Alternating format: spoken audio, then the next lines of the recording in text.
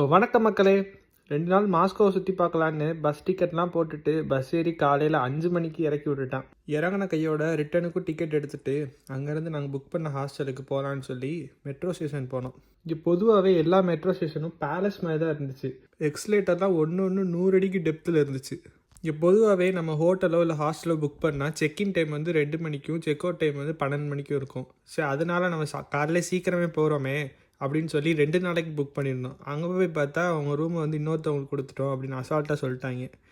அப்புறம் என்னடா பண்ணுறதுன்னு சொல்லி அங்கேயே ரெஃப்ரெஷ் ஆகிட்டு அப்புறம் அங்கேருந்து கிளம்பினோம். நாங்கள் ஹாஸ்டல் புக் பண்ணியிருந்த ஏரியா பேர் வந்து அர்பாத் ஸ்ட்ரீட்டு. அப்புறம் அங்கே வந்து ரஷ்யாவோட ஃபேமஸான மெட்ரியோஸ்கா டாலு, அப்புறம் வந்து உண்மையான உல்ஃபோட தலை, உண்மையான உல்ஃபோட ஸ்கின்னு எல்லாமே அங்கே வந்து சேல்ஸ்க்கு வச்சுருந்தாங்க. அப்புறம் அதெல்லாம் பார்த்துட்டு அடுத்து ஸ்பேரோ ஹில் வியூ பாயிண்ட்டுன்னு சொல்லி ஒரு இடத்துக்கு போகலான்னு சொல்லி பிளான் போட்டிருந்தோம். அப்புறம் அந்த இடத்துக்கு போனோம். போகிற வழியில் வந்து பைக்குக்கு எக்ஸிபிஷன் பண்ணி போட்டிருந்தாங்க. அப்புறம் அதெல்லாம் பார்த்து முடிச்சுட்டு அதுக்கப்புறம் நிறையா விஷயம் பார்த்தோம், நிறையா விஷயம் நடந்துச்சு. அது எல்லாமே நான் அடுத்த வீடியோவில் சொல்கிறேன்.